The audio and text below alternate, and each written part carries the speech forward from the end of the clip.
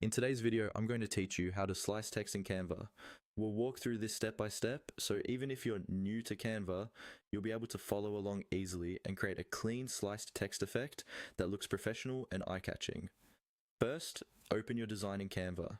This can be any size or template, but it's usually easier to start with a blank canvas so you can clearly see what you're doing. Once your design is open, look at the left-hand sidebar and click on the text option. This is where all of Canva's text tools live, and it's the starting point for creating the word or phrase you're going to slice. Next, click on Add a Heading.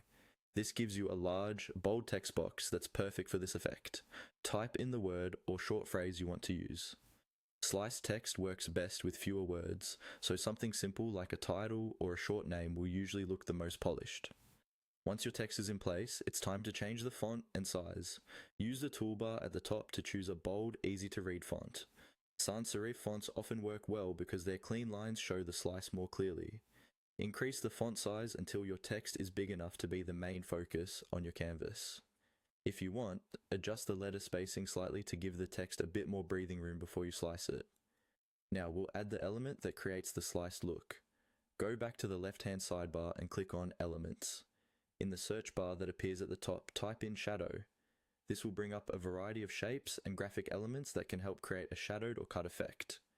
Browse through the search results and pick a simple shape that you like. You might choose a rectangular shadow or a soft angled shape, depending on how dramatic you want the slice to look.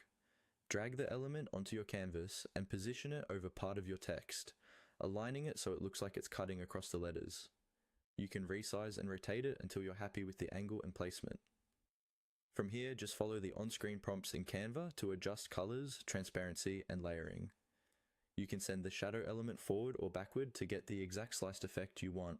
Take a moment to experiment until the text looks sharp, stylish, and clearly sliced across.